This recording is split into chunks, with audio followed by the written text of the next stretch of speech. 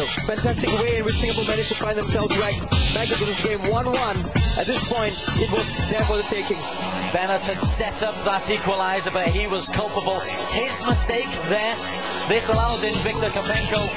Then Lionel Lewis lets it in at his near post. Two mistakes, bad news. A weak attempt by Lionel Lewis to keep his near post covered, and unfortunately Singapore found themselves 2-1 down that point. Mustafiq Farudin scored from the penalty spot on half an hour. That got the crowd going, and Singapore were having their best spell at this stage, and then they conceded again. Shanskik away down the right-hand side. Matno Rahman couldn't clear, and Server Jeparov didn't miss. It's not a way exactly for Singapore to find themselves 3-2 down, you know, it was a mishap. It was just pandemonium in the defense, and unfortunately Uzbekistan are not the kind of players you want to give this kind of chances to. 3 minutes before half-time, it was 3 minutes Singapore would love to erase. Lovely football on the edge of the penalty area. Kapante back heel, Jeparov sets it up for Denisov, 4-2, game over. So not exactly one of the ways in which Lionel Lewis was not going to have his night. Lionel Lewis then a nightmare, a personal nightmare for the Singapore captain, direct from the corner. Virtually the last piece of action of the first half. 4-2 was bad, 5-2 was no way back. There was no way in which Singapore was going to come back after this score at half-time, 5-2. Second half, just after an hour gone, substitute as needed. Bragimov rises above pressure from Mujarai. No one was able to match him, and Lionel Lewis, even though he got his hand to it, it was just too easy. Found his way to the back of the net. A little bit of pride restored for Singapore. They managed to pull it back to 6-3.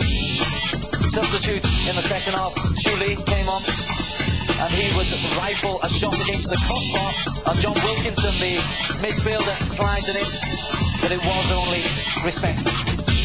Well, it was one consolation goal for Singapore in the second half, and, well, that was it.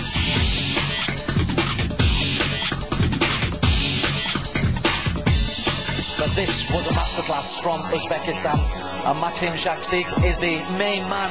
He's the captain, he's their top scorer. He hadn't scored until the 88th minute, then of course he did. Just around us Lionel Lewis, and knowing that Rahman was Juma Jata was in his way there, he just sings it over, lobbed it over into an empty net, and you can see the smiles on his face. So they're the highlights of a truly remarkable night's football. It was the night that Singapore were to announce to the world that they were able to mix it with some of the bigger boys in Asian football. It was the night that Singapore learned that they couldn't. Final word, Jose Raymond. This will take an awful lot for Singapore to recover from. I think this is going to take a lot for Singapore to recover from, especially knowing that they're heading to Tashkent for this Saturday's return game. Well, we're not going to know how Reddy's going to treat that one. It's going to be really tough in Tashkent. Your eyes do not deceive you. The little graphic at the bottom of your screen gives you a final score in this World Cup qualifier, with the match in Tashkent to come on Saturday. Singapore 3, Uzbekistan 7 from Jose Raymond and Des Kokil. It's been a pleasure bringing you this commentary.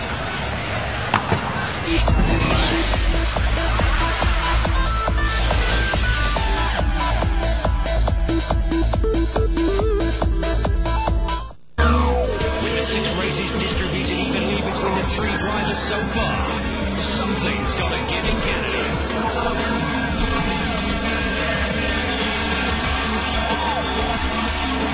Formula One race in North America this year.